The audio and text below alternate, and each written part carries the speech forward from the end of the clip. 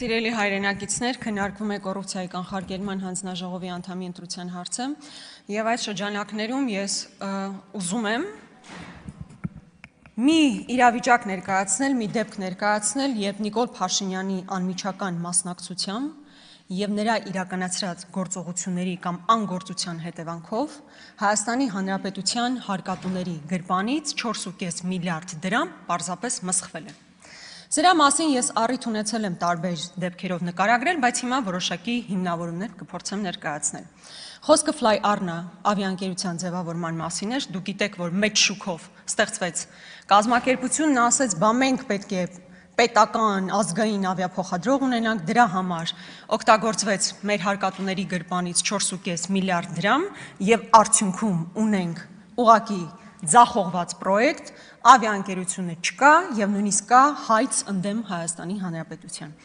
Բայց քանի որ շատերին հարցնում էին, բալավ դա ինչպես է տեղի ունեցել կամ Նիկոլ Փաշինյանը ինչ կապ ունի այդ ամբողջ գործընթացի մեջ, ես ուզում եմ հիմնավորում ներկայացնել։ Ուրեմն ես հիմա կփորձեմ կարդալ մի փոքր հատված Air Arabia ընկերությունների խմբի գլխավոր գործադիր տնօրեն Ադել Ալ-Ալի Նիկոլ Փաշինյանին ուղված նամակից մի հատված, որտեղ մասնավորապես ասվում է հետևյալը.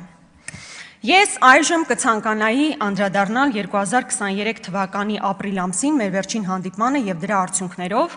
2023 թվականի հունիսի 2-ին ձեզ հասցեագրված նամակին, որոնք երկուսն էլ մեր եւ Հայաստանի Հանրապետության կառավարության միջև տեղի ունեցած երկարատև, սակայն մինչ օրս անարդյունք երկխոսության շարունակություն էին Հայաստանում Fly Arna-ի առջև ծառացած էական մարտահրավերների առնչությամբ։ Կարծում եմ կարևոր է այստեղ ընդգծել, որ վերջիններս վատթարագույն ազդեցություն են ունենում ոչ միայն Fly Arna-ի, այլև Հայաստանում բազավորված ցանկացած այլ ավիաընկերության համար։ Հետևաբար, խնդիրների արմատական կարգավորումը կենսական նշանակություն է ունենալու առհասարակ Հայաստանի ավիացիոն ոլորտի եւ հայկական ավիացիայի համար։ Եվ խնդրահարույց գործոնները մեկ անգամ եւս ամփոփելու նպատակով արձանագրենք, որ դրանք ներառում են նախապես Air Arabia-ի խոստացված, բայց այդպես էլ չիրականացված հետեւյալ պահանջները, այսինքն արձանագրենք, որ Air Arabia-ի հետ համագործակցությանը սկիզբ դնելու համար Նիկոլ Փաշինյանը ասել է, որ ստանձնում եմ հետևյալ պարտավորությունները, խոսք եմ տալիս, որ կանեմ հետևյալ գործողությունները, իսկ այդ գործողությունները հետևյալն էին. ուղևորահարկերի վերացում, Զվարթնոց օդանավակայանի բեռնամշակման, վառելիքի, այլ վճարների ահռելի եւ չարդարացված սակագնի իջեցում,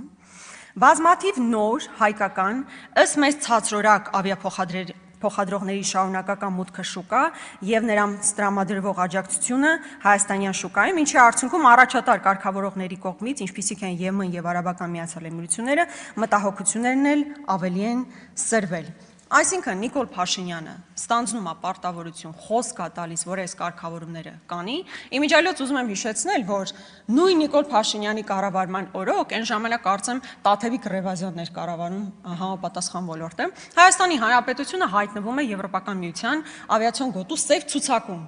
Եվ այստեղ գրանցված կազմակերպությունները, ավիափոխադրողները դեպի Եվրոպա մեկնելու ուղղակի հնարավորություն չեն ունենում։ Հիմա Նիկոլ Փաշինյանը Air Arabia-ի տնօրեններին ասում է, ես ձեզ խոսք եմ տալիս, որ կանեմ գործողություններ, որի արդյունքում մենք դուրս կգանք այդ սև ցուցակից, ի վերջո կստեղծենք պայմաններ եւ մեր համագործակցությունը արդյունք կունենա։ Եվ Air Arabia-ն էլ համաձայնում է, համապատասխան ներդրումներ իրականացնում։ Բայց Նիկոլ Փաշինյանը, ինչպես ասում են, գցել է Air Arabia-ին եւ իր խոստումները չի իրականացրել եւ նման նամակագրությունները բազմաթիվ են։ Ես հույս ունեմ, որ քննչական կոմիտեն նաեւ այս նամակագրություններին տեղյակ է եւ հետեւաբար մեղադրյալների ցանկում պետք է լինեն ոչ միայն այն մարդիկ, ովքեր այս պահին նույնիսկ Հայաստանի Հանրապետությունում չեն գտնվում, այլ նաեւ հենց անձնապես Նիկոլ Փաշինյանը,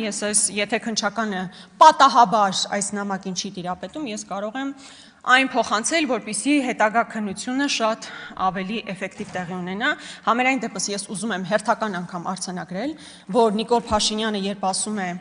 կան ծրագրեր, որոնք ուղղակի խայտարակություն էին, դա խայտարակություն չի, Նիկոլ Փաշինյան։ Դա ձեր անմիջական գործողությունների կամ անգործությունների հետևանքով մեր հերոս հարկատուների վրա արժեցած 4.5 միլիարդ դրամ է։ Սա ուղղակի ուզում եմ ֆիքսել եւ անցնենք առաջ։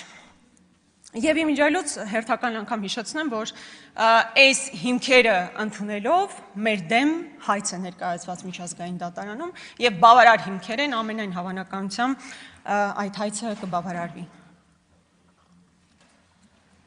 Քանի որ ժամանակ ունեմ, ես ուզում եմ նաեւ խոսել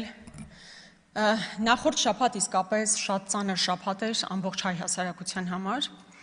որովհետև ամենօրյա ռեժիմով մենք կարդում եւ լսում ենք ողբերգական իրադարձությունների մասին։ Իրապես տպավորություն էր, որ մենք Սիցիլիայում ենք ապրում, ինչ որ մաֆիոզների մասին է, էկոպարեկներ, ովքեր թմրանյութի տրանզիտ են իրականացնում, ընդդիմադիր համայնքապետ է սպանվում, գնդակահարվում ամենադաժան ձևով, հա, եւ այս ամեն ինչի մասին իհարկե պետք է խոսել, նախ եւ առաջ ուզում եմ ցավակցություններս հենց այս ամբիոնից հնչեցնել Վալոդիա Գրիգորյանի ընտանիքին, Կարեն Աբրամյանի ընտանիքին, Մասիս Ասատրյանի ընտանիքին, Կապանցի Յուրա Մարգարյանի ընտանիքին եւ նրանց հարազատներին, որովհետեւ յուրաքանչյուր այս դեպքը իսկապես ողբերգություն է մեր բոլորիս համար։ Բայց ուզում եմ այստեղ անդրադառնալ հատկապես ընդդիմադիր համայնքապետ, Բարաքարի համայնքապետ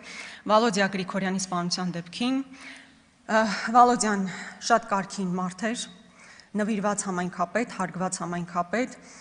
եւ ես կարծում եմ, որ նրա քաղաքական հաղթանակը վերջին ընտրություններում ի վերջո չներվեց նրան։ Եվ գիտեք, քննչական կոմիտեն ի սկզբանե պաշտոնական վարկած է առաջարկում, որ դա անձնական վրեժխնդրության հողի վրա է տեղի ունեցել։ Հիմա եկեք իրար հետ հասկանանք։ Անձնական վրեժխնդրություն իրականացնելու համար նշանակում է Վալոդիա Գրիգորյանը ինքը անձամբ կամ նրա եղբայրը կատարել են այնպիսի գործողություններ, որոնց կարելի է համարել, որ հետևաբար համապատասխան գործողությունները անձնական վրեժխնդրություն են։ Վալոդիա Գրիգորյանը որևէ հանցագործություն չէր իրականացրել, նրա եղբայրը, որ կապում էին ինչ-որ ձև փետրվարին տեղի ունեցած իրադարձությունների հետ, չի անցնում այդ գործով։ Նա ինչ-որ խուլիգանության գործով է անցնում, բայց փետրվարին տեղի ունեցած ողբերգական իրադարձությունների հետ անմիջապես չի կապվում։ Դրա համար կա կոնկրետ անձ, որ մեղադրական հոդվածով անցնում է։ Այսինքն, երբ քննչական կոմիտեի ղեկավարը հերթական անգամ ՀՄԿ-ի տաղավարից անպատասխանատու կերպով ասում է, որ գործը բացահայտված է եւ դրա հիմնական հիմքը անձնական վրեժխնդրությունն է, նաեւ պետք է հիմնավորի, թե այդ անձնական վրեժխնդրությունը ինչ հիմքով էր, եթե Վալոդիա Գրիգորյանը եւ նրա եղբայրն անձնապես չէին կատարել այնպիսի գործողություններ, որոնք կարող էին հանգեցնել համապատասխան արձագանքի։ Բայց ես ասում եմ, կրկնում եմ, որ պետք է շարունակի քննությունը, ավելի մեծ շրջանակ պետք է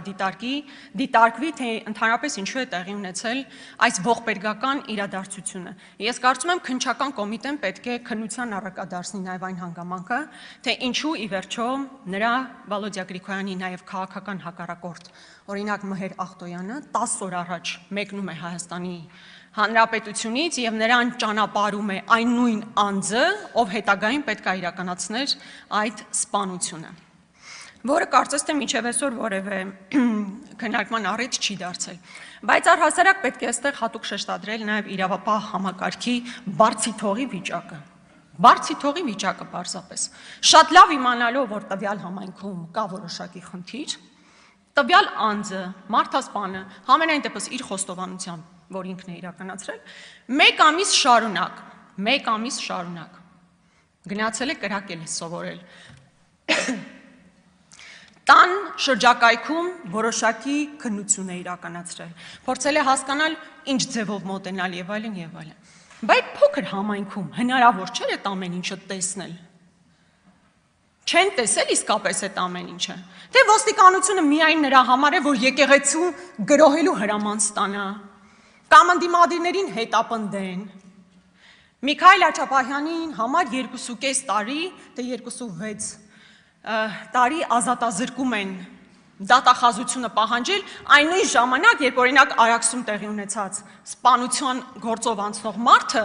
մեկ անգամ արդեն կրակելու համար հիմա ընթանում է քննությունը։ Հասկանում եք, մարդը կրակել է, այս պահին գտնվում է ազատության մեջ։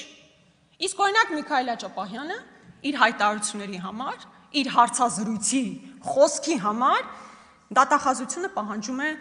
2.6 տարվա ազատազրկում։ Սա այն ամենն է, ինչ պետք է իմանալ այսօրվա իշխանությունների առաջնահերթությունների մասին եւ ընդհանրապես իրավապահ համակարգի